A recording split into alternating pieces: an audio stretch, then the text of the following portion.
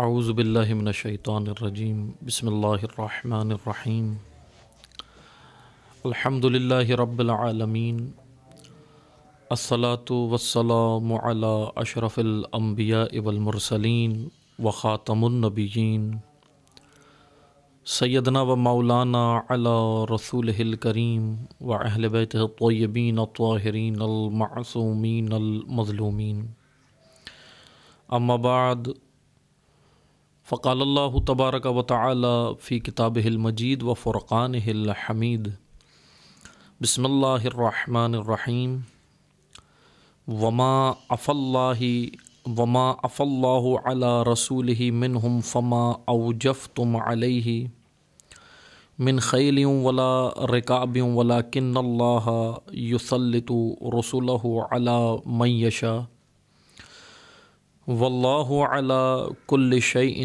قدیر ما عفا اللہ علی رسولہ من اہل القری فللہ وللرسول ولذی القربى والیتامى والمساکین وابن السبیل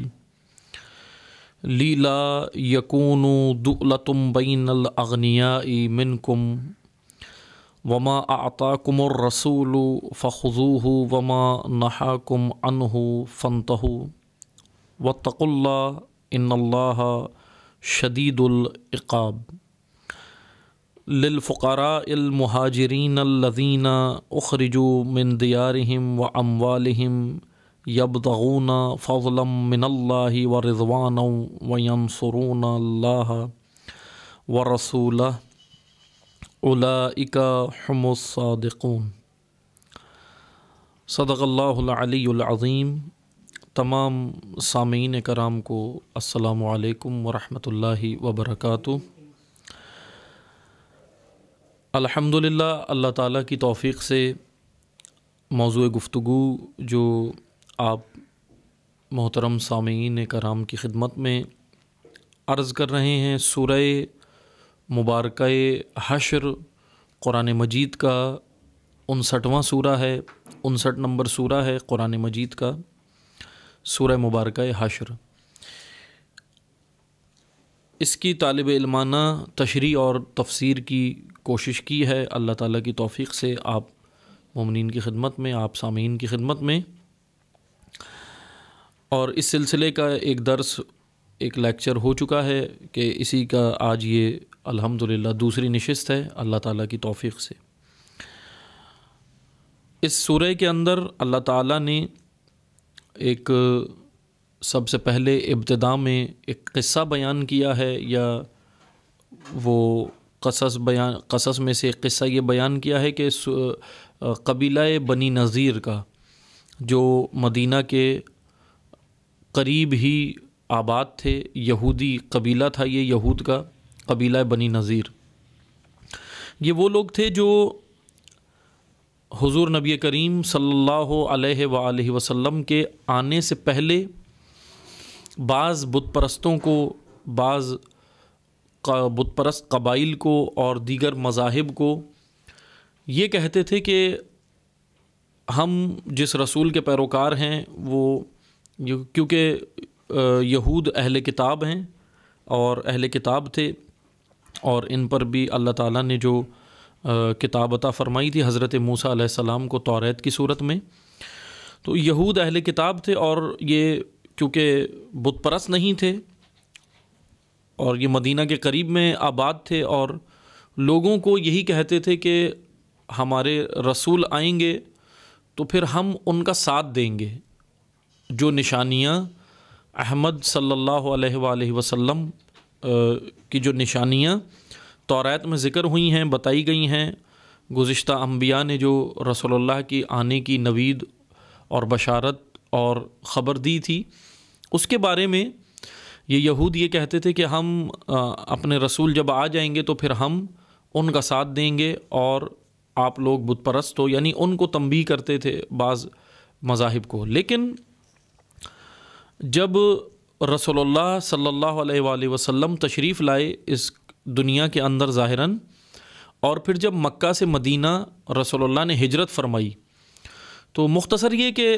وہاں پر مکہ مدینہ کے اندر جو دوسرے مذاہب تھے، بت پرست اور دیگر مذاہب تھے، وہ لوگ رسول اللہ پر ایمان لے آئے.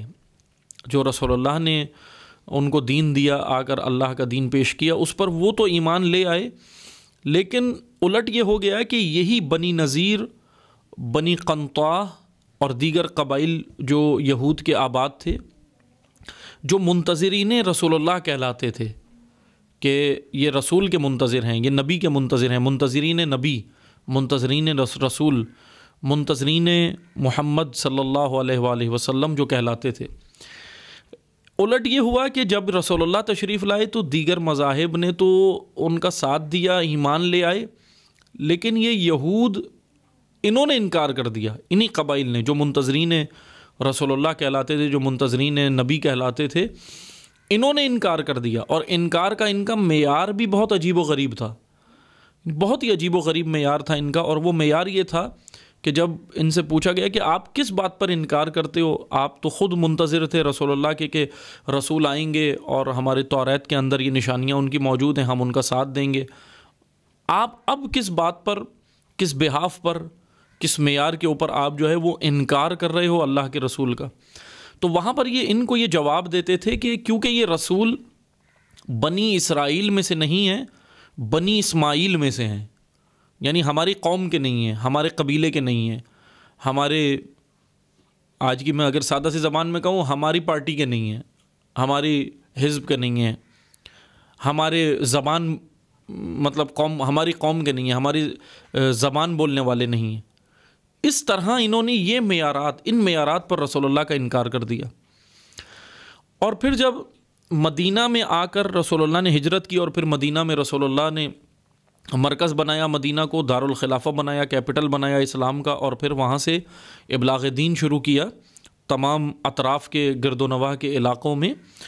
تو جب انہوں نے دیکھا کہ مثلاً ان کے کوئی یہ کہہ لیں، اگر میں محاورتاً کہوں کہ ان کی دال گلنے والی نہیں ہے، یعنی اب ان کی چلنے والی نہیں ہے، تو ان میں سے بعض افراد نے جو اثر رسول اللہ میں اور قرآن نے بھی جن کی مذمت کی، جو منافقین کہلائے، ان میں سے بعض افراد نے، ابھی بہرحال اس سورہ میں تذکرہ آئے گا منافقین کا آگے چل کر، وہ ہم پھر اس میں انشاءاللہ بیان کریں گے. بس میں مختصر یہ عرض کروں کہ وہ افراد جو مثلاً کسی بھی وجہ سے، دباؤ کی وجہ سے، یا تو اسلام پھیل رہا تھا، اسلام بہت زیادہ یہ کہہ لیں کہ عروج و تقویت حاصل کر رہا تھا، اسلام پھیل رہا تھا، اس دباؤ کی وجہ سے، دبدبے کی وجہ سے، اسلام کے دبدبے کی وجہ سے، دین کے غلبے کی وجہ سے، دبدبے کی وجہ سے، یا پھر اپنے مفادات کی خاطر. اب یہ سارے مقاصد ان کے تھے، یہ سارے علل و اسباب ہم کہہ سکتے ہیں کہ یہ سب تھے. ان کی وجہ سے یہ ہو گئے مسلمان، ظاہراً مسلمان ہوئے، سب نہیں ہوئے، ان قبائل میں سے چند افراد. اور حتیٰ کہ یہاں تک تاریخ میں کہ ان کے بعض علماء بھی مسلمان ہو گئے، یہود کے علماء، لیکن انہوں نے پھر بعد میں دین کو نقصان بھی پہنچایا، جیسے کعب الاحبار جیسی شخصیت ہے، اور بھی اس طرح کی بہت شخصیات ہیں جو ظاہراً وہاں بھی علماء تھے، پھر یہاں بھی عالم بن کر اسلام کے اندر رہے، اور رسول اللہ صلی اللہ علیہ وآلہ وسلم کی آنکھ بند ہوتے ہی، اس دنیا سے جاتے ہی، انہوں نے دین اسلام کو بہت نقصان پہنچایا. ان کے رسول اللہ سے منسوب کر کے من گھڑت روایات پیش کی، من گھڑت روایات دین کے اندر ڈالیں، اور اس طرح انہوں نے کام کیا. بہرحال ہوا یہ کہ ان میں سے بعض افراد مسلمان ہوئے، اور ظاہری طور پر مسلمان ہوئے، دل سے مسلمان نہیں ہوئے. ان کی مذمت میں کئی آیات قرآن کریم میں نازل بھی ہوئیں، اور اللہ تعالیٰ نے اپنے حبیب کو، نبی کریم صلی اللہ علیہ وآلہ وسلم کو، ان کی ہر ایک مثلاً حرکات و سکنات اور ہر ایک ان کی سازش کی خبر اللہ نے بذریعہ وحی پیغمبر اکرم صلی اللہ علیہ وسلم کو اللہ تعالیٰ نے مثلا خبر دی اور بتایا. بہرحال اب یہاں پر جب یہ بنی نذیر کا سلسلہ، بنی نذیر جو مدینہ کے قریب میں آباد تھے، ان کا تذکرہ اس سورہ کے اندر موجود ہے کہ پھر جب رسول اللہ نے ان کے قلعے کے اوپر چڑھائی کی، ان کے قلعے کے اوپر گئے اور چڑھائی کی، اور پھر وہاں پر مثلاً اور بھی اور مختصر یہ جو میں پہلے درس میں بیان کر چکا ہوں، بس میں ایک نقطہ عرض کر کے تاکہ پہلے درس کے ساتھ ہمارا تسلسل بن جائے، اور جنہوں نے نہیں سنا وہ پہلے درس کی طرف رجوع کریں تاکہ موضوع سے متمسک رہیں۔ مختصر یہ کہ بس رسول اللہ نے چڑھائی کی، لشکر لے کر گئے، لیکن جنگ نہیں ہوئی، اور ان کے اموال کو، ان کے املاک کو، کھجوروں کے باغات اور جو درخت تھے اور یہ چیزیں تھیں، ان کو پھر جب مسلمانوں نے نقصان پہنچایا، کاٹنا شروع کیا، تو یہ جنگ انہوں نے نہیں کی مسلمانوں کے روب کی، دبدبے کی وجہ سے، ان کی ہیبت کی وجہ سے یہ نہیں کیا، اور ہتھیار ڈال دیے۔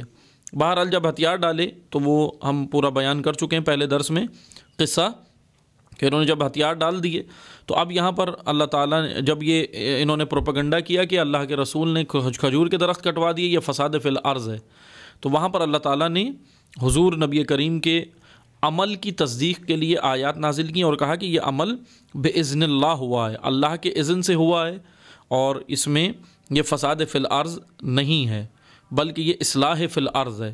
یہود کے جہاں یہود بیٹھ کر مسلمانوں کے خلاف، اسلام کے خلاف جس قلعے میں سازشیں کر رہے تھے، اس قلعے کو نقصان پہنچانا، قرآن کی نگاہ سے اس قلعے کو نقصان پہنچانا، اس قلعے کو مسمار کرنا، یا یہ کہہ لیں تمام انسانیت کو جہاں سے نقصان پہنچتا ہو، ایسے مقدس مقامات بھی ضرار کہلاتے ہیں، جہاں سے ضرر پھوٹ رہا ہو۔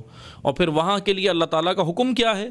خداوند متعال کا حکم یہی ہے کہ وہاں پر اس کے اوپر چڑھائی کی جاتی ہے، اس کو مسمار کیا جاتا ہے، اس کو ختم کیا جاتا ہے، نہ کہ اس کو تقویت دی جائے یا پھر اس کو مثلاً ساتھ دیا جائے۔ بہرحال یہاں پر قرآن کریم نے بیان کیا آگے قصہ کہ یہ سب اذن خدا سے ہوا، اور کھجوروں کے جو درخت کاٹے وہ اصلاح فی الارض ہے۔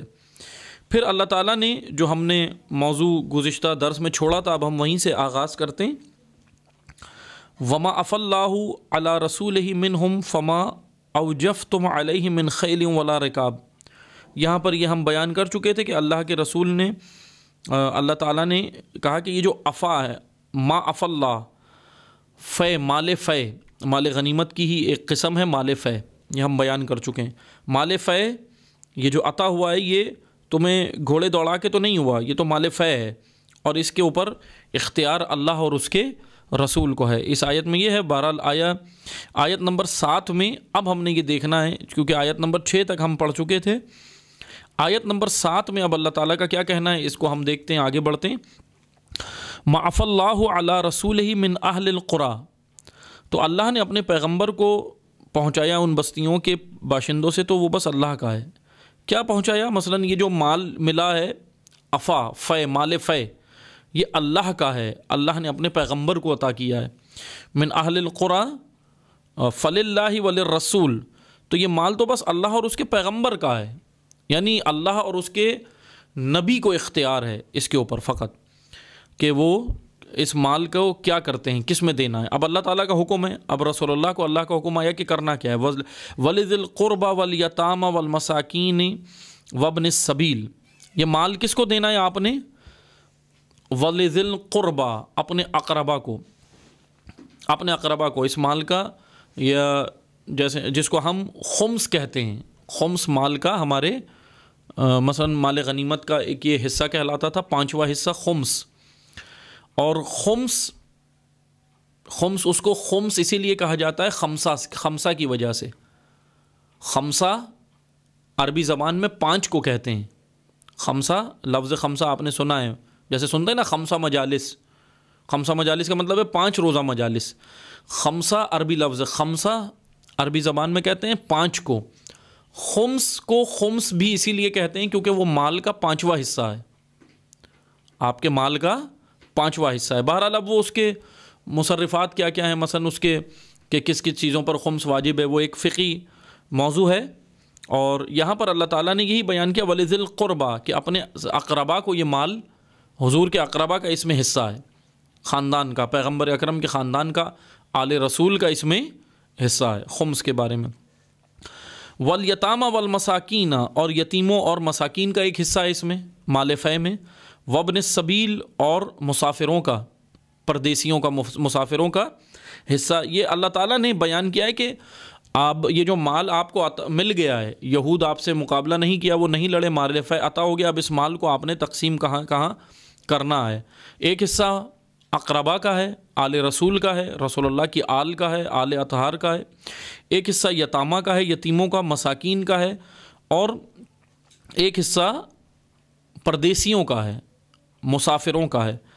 لیلا یکون دغلتم بین الاغنیاء منکم۔ اب بہت ہی خوبصورت قرآن کریم نے نقطہ بیان کیا ہے اس سورہ میں کہ کیوں تقسیم کریں یہ جو مال ہمیں مل گیا۔ جیسے بعض لوگ کہتے ہیں نا، بعض ایسے سیکولر مائنڈ کے لوگ ہیں نا، یا جن کے دماغ آج یورپ نے، مغرب نے، بعض مسلمانوں کے دماغ ایسے بنا دیے ہیں، کمیونسٹ نے ایسے دماغ ان کے بنا دیے، کہتے ہیں بھئی ہم مال اپنا کیوں خرچ کریں گے، مال تو میرا ہے، یہ مال میرا ہے۔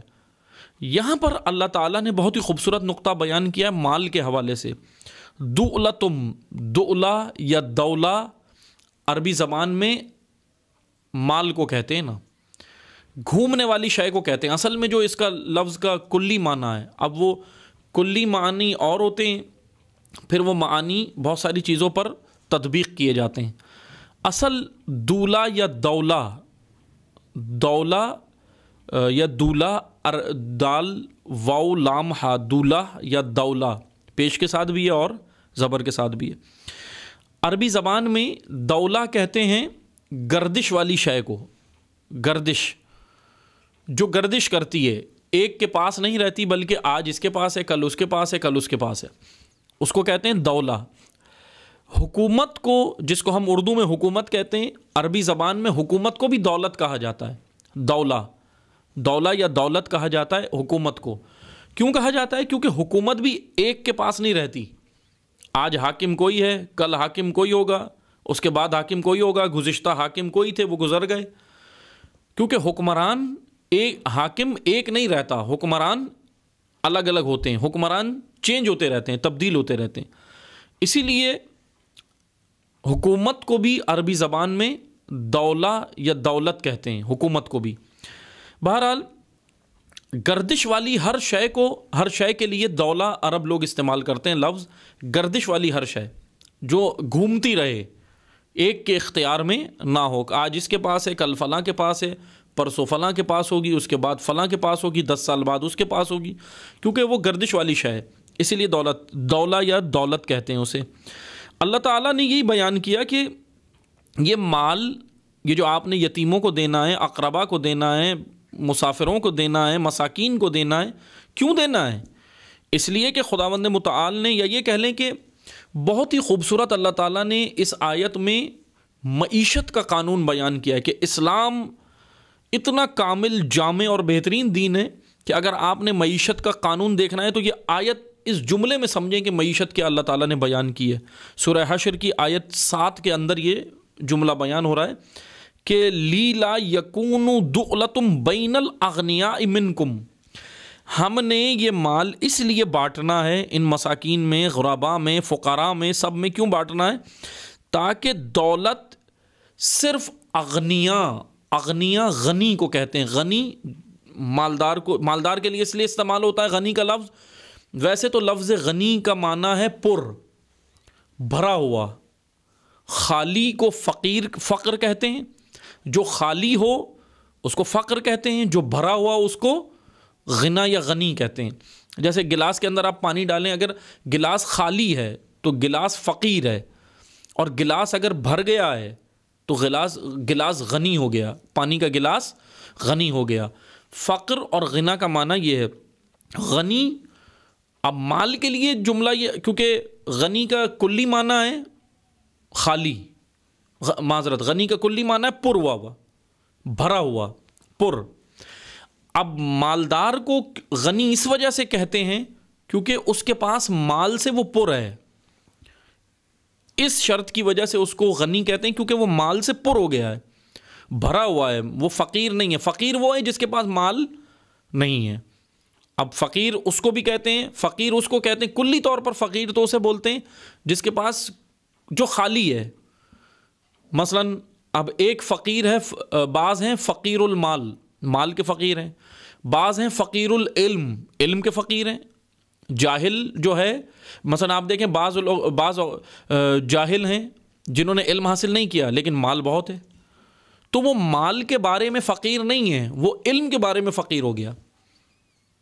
اس کے پاس کیونکہ علم کی کمی ہے، جس چیز کی کمی ہو اس کے بارے میں، اس کمی کی وجہ سے اس کو فقیر کہا جاتا ہے، اور پر ہونے کی وجہ سے، کمی نہ ہونے کی وجہ سے غنی کہا جاتا ہے. اب مالدار کو غنی کیوں کہا جاتا ہے؟ کیونکہ وہ مال میں غنی ہے، پر ہے، مال اس کے پاس پورا ہے، مال میں وہ فقیر نہیں ہے، اس لیے غنی کا جملہ یہاں پر بھی. بہرحال اس آیت میں بھی، کیونکہ آیات کو ہم نے سمجھنے کے لیے آیات کے سیاق و سباق کو دیکھنا ہوتا ہے، اور کیونکہ آیت چل رہی ہے مال کے بارے میں کہ افاف مال فے، یہ جو آپ کو فے عطا ہوا ہے اب اس کو آپ نے بانٹنا ہے، اسی وجہ سے یہاں پر جو غنی یا اغنیا جمع ہے غنی کی، یہاں اس آیت میں جو غنی کہا گیا ہے وہ مالدار کو ہی کہا گیا ہے، مالداروں کو ہی کہا گیا ہے، کیونکہ موضوع جو چل رہا ہے، ٹاپک جو چل رہا ہے، اس سے ہم نے پہچاننا ہوگا کہ قرآن کریم میں الفاظ کہاں کس موضوع پر استعمال ہو رہے ہیں. بعض جگہ پر غنی کا جملہ استعمال مالدار کے لیے نہیں ہوا، علم کے بارے میں، غنی کے بارے میں بھی، جو علم سے پر ہیں ان کے بارے میں بھی غنی کا جملہ استعمال ہوا، جو کسی اور نعمت سے اللہ کی پر ہو گئے، جن کے پاس نعمت فراوان ہے. اب مال بھی نعمت ہے، وہ بھی نعمت کے زمرے میں آتی ہے، لیکن بعض جگہ پر غنی کا جملہ، ہر جگہ پر غنی کا جملہ مال کے لیے استعمال نہیں ہوتا، ہر جگہ پر فقیر کا جملہ مال کی وجہ سے استعمال نہیں ہوتا، بلکہ ہم نے آیات کے سیاق و سباق کو دیکھنا ہے کہ آیت کیا چل رہی ہے، موضوع کیا چل رہا ہے. مثلا بعض جگہ پر، ایک جگہ پر اللہ تعالیٰ نے قرآن کریم میں کہا یا ایھا الناس انتم الفقراء الی اللہ، اے لوگو آپ فقیر پیدا کیے گئے ہو. انتم الفقراء الی اللہ، کس کے فقیر ہو؟ اللہ کے. یا ایھا الناس، اے لوگوں، تمام انسانوں، تم اللہ کے فقیر ہو. اب فقیر سے مراد اس آیت میں کیا ہے؟ اس آیت میں مراد یہ نہیں ہے کہ تم مال کے فقیر ہو. اب البتہ مال کے بھی فقیر ہو، کیونکہ خدا کی ذات غنی ہے، اگر وہ تمہیں مال عطا کرے تو مال ملے گا، ورنہ مال نہیں مل سکتا، اس بارے میں بھی فقیر ہو. لیکن اس آیت میں جملہ کلی استعمال کیا گیا فقیر کا. اس آیت میں یہاں آگے چل کر فقراء کا جملہ آ رہا ہے آیت نمبر 8 میں، تو یہاں پر جو فقراء کا جملہ استعمال کیا گیا ہے وہ مال کے ساتھ مخصوص ہے. لیکن دوسری آیت میں جو یا ایھا الناس انتم الفقراء الی اللہ، وہاں جو جملہ استعمال کیا گیا فقیر کا، وہ مخصوص مال نہیں ہے، عمومی طور پر ہے. یعنی تم وجود میں، ذات میں، ماہیت میں، صفات میں، علم میں، حلم میں، مال میں، نعمتوں میں، ہر حوالے سے فقیر ہو. غنی ذات تو فقط اللہ کی، یعنی تمہاری کمیوں کو پر کون کرے گا؟ اس کمی کو پر کرنے والا اللہ ہے. اللہ پر کر سکتا ہے، ورنہ کوئی بھی تمہارے مثلا ذات کی کمی کو کون پورا کر سکتا ہے؟ اس وجود کے اندر جو کمیاں ہیں کون پورا کرے گا؟ اللہ خالق. بہرحال یہ اس لیے ہم نے بتانا تھا تاکہ ہم جملے جو صرف جملات کے قیدی نہ بن جائیں، جملات کے اسیر نہ بن جائیں، جملے کے اسیر نہ بن جائیں کہ جی غنی کا جملہ اب جہاں بھی آیت میں آئے گا، غنی کا جملہ جہاں بھی روایت میں آئے گا تو اس کا معنی یہ ہے کہ بس مال کی بات ہو رہی ہے. نہ، ایسا نہیں ہے، ہر جگہ مال کی بات نہیں ہو رہی. اسی طرح فقیر کا جملہ جہاں آئے گا تو ہمارے ذہن میں آتا ہے کہ بس فقیر یعنی مال، جس کے پاس مال نہ ہو. لیکن فقیر اس کو کہا جاتا ہے جو خالی ہو. اب بعض لوگ مال میں خالی ہیں، مال نہیں ہے، اس وجہ سے بھی فقیر ہے. بعض علم میں خالی ہیں، وہ علم کا فقیر ہے. بعض صلاحیتوں سے خالی ہو گیا ہے، وہ صلاحیتوں کا فقیر ہے. بعض نعمتوں سے خالی ہو گیا، وہ نعمتوں کا فقیر ہے. یہ اس طرح ہم نے یہ سمجھنا ہے، کیونکہ صرف جملات عربی کے ہم خالی الفاظ سمجھ کر ہم قرآن نہیں سمجھ سکتے، بلکہ قرآن کی ٹرمز، قرآن کی اصطلاحات اور قرآن کی خاص زبان ہے جس کو ہم نے سمجھنا چاہیے. بہرحال اللہ تعالیٰ نے کیا فرمایا کہ یہ مال ہم نے جو کہا ہے کہ ان میں بانٹو، اس کی وجہ کیا ہے؟ اب لاجک اور حکمت بھی بیان کی ہے. مثال کے طور پہ معذرت کے ساتھ ہمارے ہاں یہی ہوتا ہے، دیندار طبقہ زکوٰۃ تو بیان کرتا ہے، جی زکوٰۃ دو، زکوٰۃ دو، خمس دو، یہ دو، وہ دو. لاجک کیا ہے؟ حکمت کیا ہے؟ خداوند متعال نے خالی یہ نہیں کہا کہ لوگوں کو بس حکم دے دو یہ عطا کرو، بلکہ اللہ نے لاجک اور حکمت بھی بتائی کہ جی حکمت کیا ہے، حکمت بھی سمجھو. مثلا اگر خمس ہے تو خمس کس کے لیے ہے؟ خمس، مال خمس 3 کاموں کے لیے، 3 کاموں کے لیے: رفاہ تشیع، فلاح تشیع اور دفاع تشیع۔ رفاہ، فلاح، دفاع، 3 کاموں کے لیے خمس ہے۔ اس کی لاجک بھی تو پتا ہو ہمیں۔ زکوٰۃ ہے، وہ زکوٰۃ دین اسلام کی بہترین معیشت ہے۔ ہمیں اسلام کا اکنامکس کا نظام سمجھنا ہوگا۔ اسلام نے ہمیں اکنامکس کا، معیشت کا بہت خوبصورت نظام عطا کیا ہے۔ اسی آیت میں اگر ہم دیکھیں تو کیا خوبصورت قانون اللہ تعالیٰ نے بیان کیا کہ دیکھو ہم یہ کیوں کہہ رہے ہیں کہ بانٹو۔ اللہ نے کہا کہ کیوں بانٹو؟ اللہ کے رسول کو حکم آیا کہ آپ فقراء میں، یتامہ میں، مساکین میں، پردیسیوں میں، مہاجرین میں بانٹیں۔ اب مہاجرین کی آیت آگے آئے گی، اس کو بیان کریں گے۔ بانٹیں، کیوں بانٹیں؟ ان کو عطا کریں، کیوں دیں؟ لیلا یکونوا دؤلتم بین الاغنیاء منکم، تاکہ دولت یا مال، تاکہ یہ مال صرف اغنیاء، صاحبان دولت کے درمیان ہی صرف مال گھومتا نہ رہے، بلکہ نچلے طبقات تک یہ مال آئے، نچلے طبقات تک آئے۔ اسلام سرمایہ دارانہ، وڈیرانہ، جاگیردارانہ سسٹم کے خلاف ہے۔ اسلام کا معیشت کا نظام کتنا خوبصورت ہے۔ اسلام یہ کہتا ہے کہ معیشت کا نظام میں اسلام یہ کہتا ہے کہ مال نیچے تک آنا چاہیے، مال کے اوپر حقدار بن کے صرف ایک مخصوص طبقہ، صرف ایک بزنس مین مخصوص طبقہ یا بیوروکریٹس، فقط بیوروکریٹس کے سسٹم کے خلاف ہے اسلام۔ صرف ایک مخصوص طبقہ عیش کی زندگی نہ گزارے کہ صرف ایک مخصوص طبقہ دولت کے اوپر جاگیردار بن کے بیٹھا رہے۔ کیپٹلزم، جاگیردارانہ یعنی سرمایہ دارانہ یعنی کیپٹلزم، اصطلاحات ہیں نا معیشت کی جو بیان ہوتے ہیں، ایک کیپٹلزم ہے، ایک سوشلزم ہے، اس طرح نظام ہے۔ لیکن بہرحال سوشلزم کا بھی حامی نہیں ہے اسلام۔ آپ یہ نہ سمجھے کوئی کہ یہ بات تو سوشلزم بھی کرتا ہے، یہ بات تو سوشلزم بھی کرتا ہے نا کہ مزدور کے حقوق، کسانوں کے حقوق، فلاں کے حقوق نیچے تک آ کے یہ ملنے چاہیے۔ بے شک، لیکن یاد رکھیں اسلام اب ایک چیز طے ہے، کیپٹلزم تو بالکل الگ ہو گیا۔ اسلام نے یہاں پر نفی کر دی کہ کیپٹلزم نہیں ہوگی۔ کیپٹلزم یعنی سرمایہ داروں کے درمیان میں صرف دولت نہیں رہے گی بلکہ نیچے تک آنی چاہیے، یہاں تو اسلام نے نفی کر دی۔ اب دوسرا ہمیں جو اس دنیا میں ابھی اگر ہم دیکھیں پوری ورلڈ کے اندر 2 بڑے نظام نظر آتے ہیں اکنامکس کے، ایک کیپٹلزم اور ایک سوشلزم۔ کیپٹلزم سرمایہ دارانہ نظام، سوشلزم یعنی مزدوروں کے حقوق جو نعرے لگاتے ہیں بعض۔ اب دنیا ڈیوائیڈ ہوئی ہوئی ہے اس وقت، پوری ورلڈ دنیا ڈیوائیڈ ہوئی ہوئی ہے ان دونوں نظاموں کے اندر۔ بعض جگہوں پر سرمایہ دارانہ نظام ہے، بعض جگہ پر سوشلزم ہے، اور بعض جگہوں پر سوشلزم کی تحریکیں چل رہی ہیں، حزبیں چل رہی ہیں، مطلب تحریکیں چل رہی ہیں، وہاں پر کام ہو رہا ہے۔ لیکن دین اسلام نے، اب ہم یہاں پر نقطہ جو میں آپ کو بیان کر رہا ہوں، بس میں مختصر بیان کر رہا ہوں کہ دین اسلام نے کیپٹلزم کی تو نفی کر دی اس آیت میں کہ بین الاغنیاء منکم، مال صرف سرمایہ داروں کے درمیان نہیں گھومے گا، ایک طبقہ، صرف ایک طبقہ مال کا حقدار نہیں ہے، مال نیچے تک آئے گا۔ فقراء، مساکین، یتامہ، کسان اور مثلا مزدور طبقہ، سب نیچے تک مال آنا چاہیے۔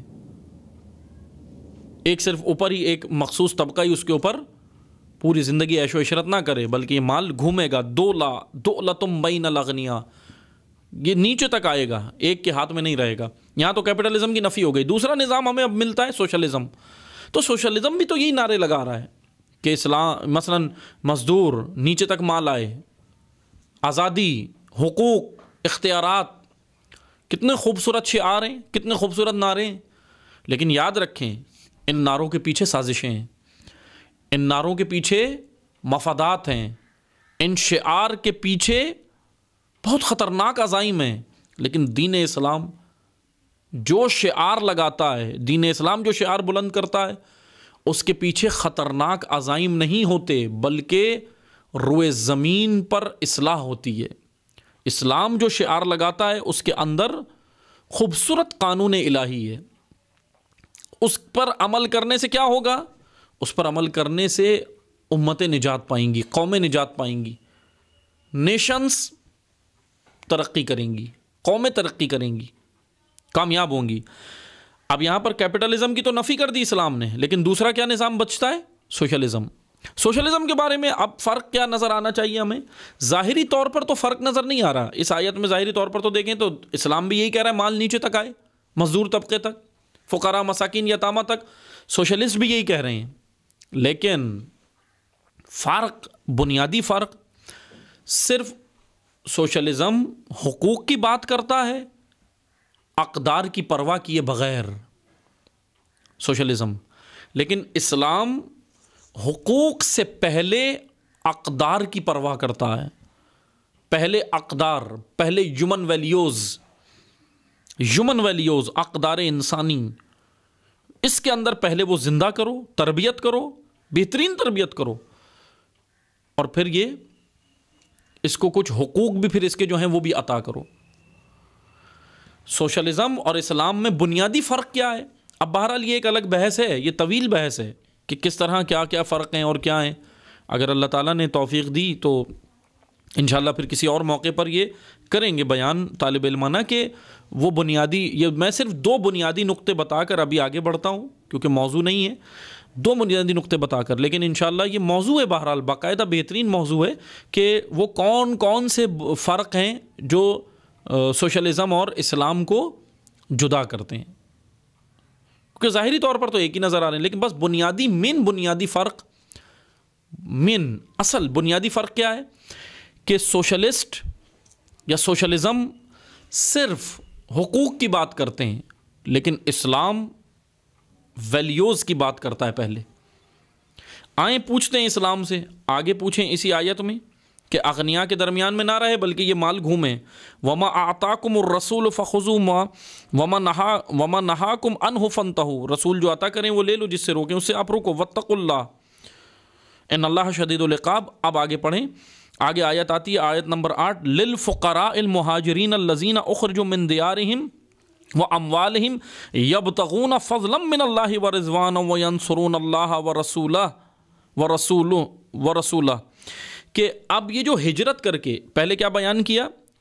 یتامہ، مساکین، فقراء، اور یتامہ، مساکین، پردیسی، مسافر، اور قربا، وذی القربا، اقربا، رسول اللہ کے آل، پہلے ان کا بیان کیا۔ اب اگلی آیت میں بیان ہو رہا للفقراء المہاجرین، کہ اب اس مال میں سے وہ مہاجرین جو فقیر ہیں، مال کے بارے میں فقیر ہیں، جن کو یہ مال ابھی ہجرت کر آئے ہیں اور مال ان کے پاس نہیں ہے، ان کا بھی حصہ اس میں، ان کو بھی عطا کیا جائے، جو اپنے گھر بار اخرجوا من دیارہم، جو اپنے دیار، اپنے گھر بار چھوڑ آئے ہیں، واموالہم، اپنے مالوں کو چھوڑ آئے ہیں، یبتغون فضلا من اللہ ورضوانا وینصرون اللہ ورسولہ، اللہ اور اس کے رسول کی مدد اور نصرت کے لیے ان مہاجروں نے کیا کیا ہے؟ اپنا مال، اپنا دیار، اپنے گھر، اپنی کھیتیاں، اپنے کاروبار، اپنی معیشت سب چھوڑ کر آئے ہیں نصرت خدا اور نصرت رسول کے لیے، اللہ کے دین کے لیے اب یہ آئے ہیں۔ اب کیا ذمہ داری ہے؟ اولئک هم الصادقون، یہ سچے لوگ ہیں، یہ بہت سچے لوگ ہیں۔ اب کیا کرنا ہے؟ انصار نے والذین تبوؤا الدار والایمان من قبلہم یحبون من ہاجر الیہم ولا یجدون فی صدورہم حاجۃ مما، کیا خوبصورت ویلیوز اور اقدار بیان ہو رہی ہیں۔ یہ ہے اسلام، کتنا خوبصورت دین ہے، کتنا خوبصورت مکتب ہے۔ اسلام کا چہرہ بدنام کرنے والے، اسلام کو ناامن کہنے والے، اسلام کو ایک مخصوص اور محدود سوچ کہنے والے، اسلام کو پرانی سوچ کہنے والے، الیعوذ باللہ اسلام پر عمل کرنے والوں کو مثلاً پرانے، یعنی یہ کہہ لیں کہ ایسے جملات اسلام کے بارے میں کہتے ہیں بعض لوگ کہ اسلام پر عمل کرنے سے یہ ہوگا، اسلام پر عمل کرنے سے پیچھے ہو جاؤ گے، آپ ترقی نہیں کرو گے۔ ان لوگوں کے منہ پر یہ تماچا ہے یہ آیات کہ تم نے اسلام کو کیا سمجھا؟ اسلام پہلے سمجھو، یعنی اسلام حقوق سے پہلے اقدار کی بات کرتا ہے، اقدار، ہیومن ویلیوز۔ ان آیات کا خلاصہ یہ ہے کہ اللہ تعالیٰ نے بیان کیا کہ یہ جو مہاجرین اب ہجرت کر کے آئے ہیں اللہ اور اس کے رسول کی خاطر، دین کی خاطر، نصرت خدا کے لیے، یہ اپنا سب کچھ چھوڑا ہے، مال بعض اولادیں چھوڑا ہیں جو دین کے کام نہ آئے، بعض یہ لوگ وہ چھوڑا ہے، اپنے کھیتیاں چھوڑا ہے، اپنے کاروبار چھوڑا ہے، سب کچھ چھوڑا ہے۔ اب ان کے لیے آپ نے کیا کرنا ہے؟ انصار کو اللہ تعالیٰ نے کہا کہ یہ جو انصار وہ ہیں جو مدینہ میں تھے، مہاجرین وہ تھے جو رسول اللہ کے ساتھ مدینہ آئے تھے ہجرت کر کے، ان کے بارے میں یہ کہ تم اپنے قلوب کو، اپنے دلوں کو ان کے لیے کھولو۔ دل کھل گیا تو گھر کا دروازے خود کھل جائیں گے۔ خداوند متعال نے یہ بیان کیا ہے، کیا خوبصورت، اور یہی ہوا۔ اصحاب پیغمبر اکرم کو سلام ہے ہمارا، کیا بہترین کام انہوں نے کیا۔ انصار اسلام پر سلام ہے ہمارا، مہاجرین اسلام پر ہمارا سلام، ان کی عظمتوں پر ہمارا سلام کہ انہوں نے مہاجرین جو آئے ہیں ان کے لیے کیا کیا؟ حکم الہی آیا، انہوں نے، انصار نے اپنے گھروں کے دروازے کھول دیے، گھروں کے دروازے کھول دیے، اپنے گھروں میں انہیں پناہ دی، اپنے گھروں میں ان کو رکھا۔ اب بات یہ نہیں ہے کہ انصار خود پہلے سے کوئی بہت ہی زیادہ، جیسے ہم کہتے ہیں نا لینڈ لارڈ، کہ جن کے پاس خود بہت جائیداد اور زمینیں تھیں انصار کے پاس، ایسا نہیں ہے۔ تاریخ یہ کہتی ہے کہ انصار کے پاس خود اپنے رہنے کے لیے مشکل سے ایک حجرے کے گھر ہوتے تھے، 2 حجرے کے، 1 حجرے کے۔ جس کے پاس 1 حجرے کا گھر تھا اس نے جانتے ہیں کیا کیا؟ اس ناصر دین نے، ان انصار نے، ان نصرت کرنے والوں نے، انہوں نے کیا کیا؟ انصار پیغمبر اکرم نے، انصار اسلام نے کیا کیا؟ جن کے پاس 1 کمرے کا گھر تھا، تاریخ کہتی ہے کہ 1 کمرے کے گھر میں بیچ میں حجاب ڈالا، پردہ ڈالا، آدھے حصے میں خود رہے اور آدھے حصے میں اپنے مہاجر بھائی کو رکھا۔ یہ ہے دل، یہ ہے قلوب۔ اللہ تعالیٰ نے کہا کہ ان کے قلوب میں محبت رکھتے ہیں۔ جب دلوں میں محبت ہو تو گھر کے دروازے کوئی معنی نہیں رکھتے، گھر کے دروازے پھر بند نہیں ہوتے۔ لیکن اگر دل ہی بند ہو تو پھر گھر کا دروازہ تو کجا، جب دل بند ہو گیا تو پھر نہیں کھلتے۔ پھر اگر دل کشادہ ہو، دلوں میں محبت خدا ہو، اللہ کی مخلوق سے محبت ہو اگر دلوں میں، تو پھر 1 حجرے کے گھر کا دروازہ بھی کھلتا ہے۔ لیکن اگر دل ہی بند ہو جائے، دل میں ہی محبت نہ ہو، اقدار انسانی ہی نہ اس کے وجود کے اندر ہو، پروان نہ چڑھی ہو، تو پھر 1 حجرہ کیا، اگر 1 حویلی بھی ہو تو اس کا بھی ایک دروازہ نہیں کھلتا ہے کسی پردیسی پر، کسی مسافر پر، کسی مہاجر پر، کسی یتیم پر، کسی مسکین پر، کسی اللہ کے بندے پر دروازہ نہیں کھلتا اگر دل سخت ہو جائیں، اگر دل ہی بند ہو جائیں۔ قرآن نے یہ بیان کیا کہ پہلے رسول اللہ نے، اللہ کے رسول نے ان کو یہ بنایا ہے، انصار کو، ان کی ایسی تربیت کی کہ انہوں نے اپنے گھروں کے دروازے کھولے، اپنے مال، اپنی کھیتیوں میں ان کو حصہ دار بنا دیا۔ مال فے، یہ جو مال فے ہے نا، غنیمت کا مال، ایک مال فے میں بیان کر چکا ہوں اس کی تعریف۔ جب یہ مال فے ملا نا تو یہاں پر رسول اللہ نے سوال کیا انصار سے کہ دیکھو، انصار سے کہا کہ دیکھو تمہارا بھی اس میں حصہ ہے، انصار سے سوال کیا کہ دیکھو تمہارا بھی اس میں حصہ ہے، لیکن کون ہے جو اللہ کی خاطر تم سے زیادہ ضرورت مند؟ وہ تمہارے مہاجر بھائی ہیں جو ہجرت کر کے مکہ سے مدینہ آئے، اپنا سب کچھ اللہ کے لیے چھوڑ کر آئے ہیں۔ اللہ کے رسول نے یہاں انصار سے کہا کہ بے شک اس میں تمہارا بھی حصہ ہے، لیکن کون ہے جو اللہ کی خاطر اپنے مہاجر بھائی کو یہ حصہ چھوڑنے کے لیے تیار ہو جاتا؟ پھر جانتے ہیں انصار نے کیا کیا؟ انصار اسلام پر ہمارا سلام۔ انصار نے کیا کیا؟ اپنے مہاجر بھائیوں کو جو ہجرت کر کے مکہ سے مدینہ آئے تھے، ان کو مال فے جو اس جنگ میں ملا تھا، جو جنگ نہیں ہوئی تھی مال فے مل گیا، اس پورے اپنے حصے کو بھی مہاجر بھائی کو دے دیا اور اپنے گھر میں بھی جگہ دی، اپنے گھر میں بھی پناہیں دی۔ یہ تھا ایثار کا جذبہ۔ یہ فرق ہے اسلام اور سوشلزم میں۔ سوشلزم حقوق کی بات تو کرتا ہے، اقدار کی بات نہیں ہو رہی۔ اسلام پہلے اقدار کی بات کرتا ہے، پہلے جانثاری کا جذبہ پیدا کرتا ہے۔ یہ ہے جانثاری، یہ ہے جود۔ سخاوت اور چیز ہے، جود اور چیز ہے۔ سخاوت جب اوج و عروج و کمال پہ پہنچے تو پھر وہ جود بن جاتی ہے۔ سخی کے اندر جب وہ صفت سخاوت پروان چڑھتے ہوئے 100% ہو جائے تو پھر وہ سخاوت نہیں رہتی، پھر وہ جود بن جاتی ہے، اور پھر وہ سخی جواد بن جاتا ہے۔ جود اس صفت کو کہتے ہیں۔ جود کی منزل پر جب انسان پہنچتا ہے تو پھر وہ جانثار ہو جاتا ہے، فداکار ہو جاتا ہے، پھر وہ اپنے اوپر اپنے دوسرے مومن اور مسلمان بھائی کو مقدم رکھتا ہے، اپنی آسائشوں کے اوپر اسے مقدم رکھتا ہے۔ معذرت کے ساتھ ہم اللہ کی راہ میں کیا دیتے ہیں؟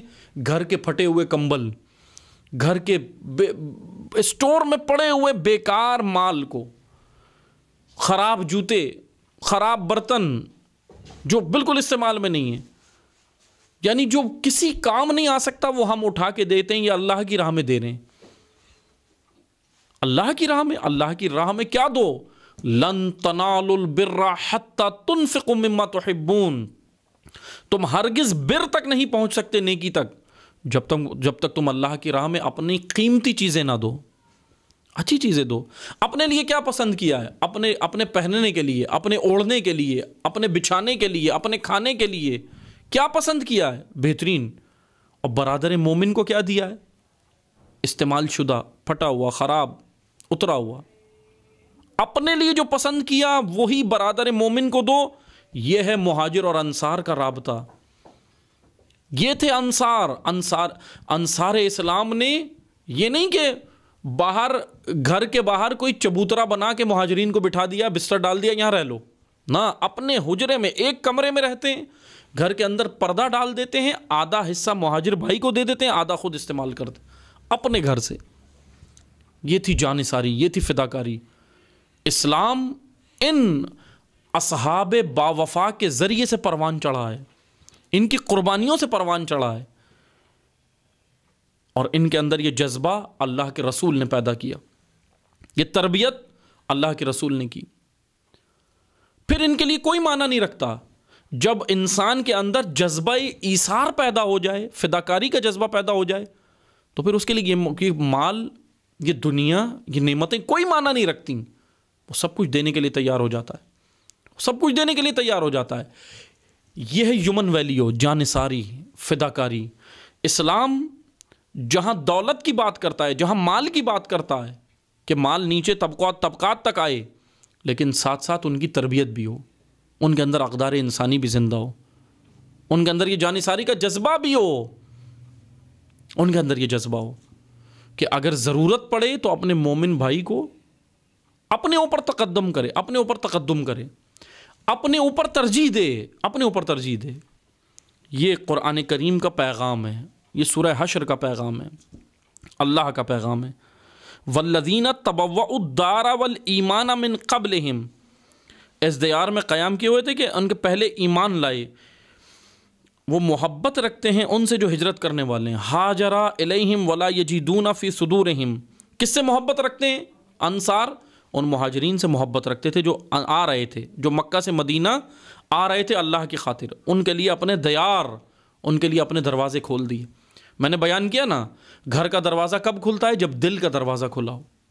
جن کے دل کے دروازے بند ہوں وہ کبھی بھی گھر کا دروازہ وہ کس کے لیے کھولیں گے؟ یہاں پر انصار کے قلوب اللہ کے دین کے لیے قربان تھے، حاضر تھے، جانثاری کا جذبہ تھا، انہوں نے کھول دیا اپنے دروازے۔ ولا یجدون فی صدورہم حاجۃ مما اوتوا ویؤثرون علی انفسہم، جو ہجرت کر کے ان کی طرف آئے اور اپنے سینوں کے اندر رشک و حسد محسوس نہیں کرتے۔ حاجہ فی صدورہم حاجہ، حاجتم مما، حاجہ کہتے ہیں حسد کو، تنگ دلی کو، شر کہتے ہیں کشادہ دلی کو، اور حاجہ تنگ دلی کو۔ ان کے دل تنگ نہیں ہیں، وہ انصار کے دل تنگ نہیں تھے، ان کے دل تنگ نہیں تھے، ان کے دل کھلے تھے۔ رشک و حسد، ان کے اندر حسد نہیں تھا۔ ایک یہ صفت تھی ان میں کہ ان کے اندر حسد نہیں تھا، ان کے اندر لالچ نہیں تھی، اسی لیے تو اپنے برادر ایمانی کے لیے، مسلمان بھائی کے لیے اپنا دروازہ کھولا۔ مما اوتوا ویؤثرون علی انفسہم ولو کان بہم خصاصہ، اور یہ اپنے اوپر وَلَوْ كَانَ يُؤْثِرُونَ عَلَىٰ أَنفُسِهِمْ، اپنے نفوس پر، اپنے اوپر، اپنی ضروریات کے اوپر. یہ انصار وہ تھے جو اپنی ضروریات کے اوپر اپنے مہاجر بھائی کی ضروریات کو ترجیح دیتے تھے. وَلَوْ كَانَ بِهِمْ خَصَاصَةٌ، چاہے وہ خود بھی ضرورت مند ہوں. یہ دیکھیں قرآن نے کیا بیان کیا. خود بھی انصار ضرورت مند تھے، خود کوئی لینڈ لارڈ نہیں تھے، خود کے پاس کوئی بنگلے جائیدادیں نہیں تھیں، خود انصار کے پاس پراپرٹیاں نہیں تھیں، خود انصار کے پاس یعنی خود انصار غنی نہیں تھے، اتنا مال نہیں تھا، خود انصار کوئی بہت بڑا طبقہ بزنس مین طبقہ نہیں تھا. خود ضرورت مند ہوتے ہوئے اپنے مہاجر بھائی کو جو ہجرت کر کے آیا تھا اللہ کے لیے، اس کو پہلے دیتے تھے، جو بچ جاتا تھا وہ خود پھر استعمال کرتے تھے. یہ ہے جان ساری. آج آپ مجھے بتائیں معذرت کے ساتھ، ہم نے اللہ کی راہ میں کیا دیا؟ اللہ کی راہ میں قیمتی چیز دیں، جو اپنے لیے پسند کرتے ہیں اس سے بھی بہترین دیں. حق تو یہ بنتا ہے اس سے بھی بہترین اللہ کی راہ میں دی جائے. آگے اللہ تعالیٰ کا فرمانا ہے وَمَن يُؤْقَ شُحَّ نَفْسِهِ فَأُولَٰئِكَ هُمُ الْمُفْلِحُونَ. پہلی صفت اللہ نے یہ بیان کی کہ اس وجہ سے انہوں نے یہ کیا کہ ان کے دل میں حسد نہیں تھا، ان کے دل میں کینہ نہیں تھی، ان کے دل میں بغض نہیں تھا، ان کے دل میں لالچ نہیں تھی. اس لیے انہوں نے اپنے بھائیوں کو، برادر ایمانی کو ترجیح دی اپنے اوپر. پہلا یہ کہ ان کے دل میں حاجہ نہیں تھا، حسد نہیں تھا. دوسرا وَمَن يُؤْقَ شُحَّ، اور دوسری صفت جو اللہ تعالیٰ نے بیان کی کہ یہ شح نہیں ہے. شح، شین ہا شح. شح کہتے ہیں، اب سادہ سا معنی تو شح کا یہی کیا جاتا ہے بخیل. یعنی دوسری صفت ان کے اندر یہ تھی کہ یہ کنجوس نہیں تھے، یہ بخیل نہیں تھے، یہ مال پر نگاہ رکھ کے نہیں بیٹھتے تھے. شح بخیل سے بھی اوپر کی صفت ہے، بخیل سے بھی یہ کہہ لیں کہ بدتر صفت ہے. بخیل وہ ہوتا ہے، مثلا یہ پوچھا گیا نا سوال، امام پنجم سے پوچھا گیا، امام محمد باقر علیہ السلام سے پوچھا گیا مولا یہ بتائیں کہ بخیل اور شح، شین ہا شح لفظ یاد رکھیں. بخیل کنجوس، بخل کنجوسی. شح یہ بھی کنجوسی ہے، شح بھی کنجوسی ہے اور بخل بھی کنجوسی ہے. لیکن فرق کیا ہے؟ یہ اسی آیت کے بارے میں جب یہ قرآن میں یہ الفاظ استعمال ہوئے تو امام پنجم سے پوچھا گیا، امام محمد باقر علیہ السلام سے پوچھا گیا مولا یہ بتائیں کہ شح اور بخل میں کیا فرق ہے، بخل میں اور شح میں کیا فرق ہے؟ تو امام علیہ السلام نے جواب دیا کہ سنو، بخل یہ ہے کہ اپنے مال کو بچانا، کنجوسی کرنا، بخیل بن جانا، خرچ نہ کرنا، ضروریات پہ بھی خرچ نہ کرنا. ہوتے نا، بخیل کون ہوتا ہے؟ کنجوس کون ہوتا ہے؟ کنجوس وہی تو ہے جو اپنے مال کو بھی خرچ نہیں کرتا، اپنے اوپر بھی خرچ نہیں کرتا. مولا علی علیہ السلام نہج البلاغہ میں فرماتے ہیں نا کہ بخیل بھی کیا عجیب انسان ہے، جو جمع کرتا ہے، جمع کرنے میں جس پہ اپنی پوری زندگی لگا دیتا ہے، جو جمع کرتا ہے اس کو استعمال بھی نہیں کر پاتا، دنیا سے گزر جاتا ہے. بھائی جمع کس لیے کیا تھا؟ کم از کم جو ضروریات ہیں اس کے اوپر تو لگاؤ. اب یہاں افراط و تفریط کا شکار نہیں ہونا ہے، فضول خرچ نہیں بننا ہے. فضول خرچ کی بھی مذمت کی ہے اسلام نے اور کنجوس کی بھی مذمت کی ہے. بیچ میں اعتدال کا راستہ، بیلنس، بیچ میں بیلنس، درمیانی راستہ. یعنی نہ بخیل بنو اور نہ فضول خرچ بنو. اسی لیے بخیل یہ عجیب انسان ہے. مولا علی کہہ رہے ہیں یہ اپنا مال بھی اپنے اوپر بھی نہیں لگاتا، دنیا سے گزر جاتا ہے. امام پنجم سے جب پوچھا تو مولا نے یہ کیا فرمایا؟ امام باقر علیہ السلام نے کہا کہ سنو، بخیل وہ ہے جو اپنے مال کو خرچ نہیں کرتا، ضروریات پہ بھی خرچ نہیں کرتا. لیکن شح وہ ہے جو بخیل سے بھی اگلے درجے میں آتا ہے. بخیل یعنی بخل جب انسان کے اندر بڑھ جاتا ہے تو پھر شح پیدا ہو جاتا ہے اور پھر وہ شحی بن جاتا ہے، پھر وہ بخیل سے شحی بن جاتا ہے. شح کیا ہے؟ بخل یہ ہے کہ اپنا مال بھی اپنے اوپر نہ لگانا، استعمال نہ کرنا ضروریات زندگی میں. اور شح کیا ہے؟ شح یعنی اپنا مال بچانا اور دوسرے پر نگاہ رکھنا کہ وہ بھی مجھے مل جائے. یہ ہے بدتر صفت. قرآن کریم نے اس کی مذمت کی ہے. بخیل خالی وہ جو اپنے مال کو ہی بچاتا ہے، اس کی بھی مذمت ہے، اب وہ بھی صحیح نہیں ہے انسان. لیکن بخیل یا بخل پہلی سیڑھی اور فرسٹ اسٹیپ ہے شح بننے کا. اگر بخل ہمارے اندر آیا اگر ہم بخیل بن گئے تو شحیح بھی بن جائیں گے. اسی لیے بخل کو ہی روک دیں. برائی کو فرسٹ اسٹیپ پہ ہی روکنا ضروری ہوتا ہے. پہلی منزل ہی برائی کی طے نہ ہو, پہلی منزل پر ہی روک دیں تاکہ وہ آگے جا کے بڑی برائی نہ بنے. چھوٹی برائی کو وہیں روک دینا چاہیے. جیسے ہم لوگ کہتے ہیں نا بھائی چھوٹی سی تو بات ہے, کیا ہے اس میں, نہ برائی برائی ہے. برائی اگر چھوٹی سی ہے اس کو وہیں پر اس کا گلا گھونٹ دیں, وہیں پر اس کا قلع کما کر دیں اگر برائی چھوٹی بھی ہے, تاکہ وہ بڑی نہ بنے. بخل جب پیدا ہوگا ہمارے اندر تو وہ شح تک پہنچ جائے گا, نہیں رکے گا. بخیل صرف بخیل ہی نہیں رہے گا, شحیح بن جائے گا. اسی لیے یہاں پر یہ مذمت ہو رہی ہے کہ یہ شحیح نہیں تھے. انصار جنہوں نے مدد کی مہاجرین کی, وہ شحیح نہیں تھے. فَأُولَئِكَ هُمُ الْمُفْلِحُونَ. اللہ تعالیٰ نے کہا کہ یہی لوگ فلاح پائیں گے, یہی لوگ فلاح پانے والے ہیں. مفلحون یعنی فلاح پانے والا بننے کے لیے ہمیں بخل سے بھی دور رہنا ہے, حسد سے بھی دور رہنا ہے, کینہ سے بھی دور رہنا ہے. ان تمام نفسانی برائیوں سے جب ہم دور رہیں گے تو پھر کیا بنیں گے؟ اولئک ھم المفلحون. پھر ہم فلاح پائیں گے, ورنہ فلاح نہیں پا سکتے. کتنی عبادتیں کر لیں لیکن اگر یہ صفات ہمارے اندر ہیں, خوب نمازیں پڑھیں, خوب روزے رکھیں, خوب عزاداری کریں, خوب راشن بانٹیں, خوب مدد کریں, خوب سب کچھ کریں, خوب کریں, بہت کریں, لیکن اگر یہ برائیاں ہیں نفس کے اندر تو قرآن کہہ رہا ہے کہ پھر تم ابھی بھی فلاح نہیں پا سکتے. فلاح پانے کے لیے تم نے اپنی نفسانی برائیوں کو دور کرنا ہوگا, صفات قبیح اور صفات سیئہ کو دور کرنا ہوگا, تب جا کے تم مفلحون بنو گے. تب جا کے تمہارے اندر ایثار کا جذبہ پیدا ہوگا, تب جا کے تمہارے اندر قربانی کا جذبہ پیدا ہوگا. ایک وہ انصار اسلام جن کا ذکر یہاں پر ہو رہا ہے ان آیات میں, انصار اسلام چاہے اس دور کا ہو یا آج اسلام کی نصرت کرنے والا ہو, اس کے اندر یہی صفات پائی جاتی ہیں جو قرآن نے بیان کی.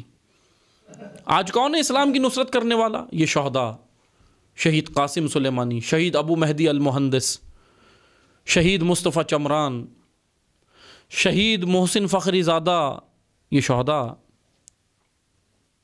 اور ان شہداء کو تیار کرنے والا, ان کا مربی کون ہے؟ رہبر معظم سید علی خامنائی, امام راحل امام خمینی. یہ نظریہ امام خمینی کا, یہ نظریہ, یہ فکر اس نے, یہ اسلام کی فکر ہے. امام خمینی کا نظریہ اور فکر عین اسلامی فکر ہے, عین اسلام ہے, عین قرآن و اہل بیت کی فکر ہے. وہی راستہ ہے, وہی نظریہ ہے. اسی سے تو یہ اسلام کی نصرت کرنے والے تیار ہوتے ہیں.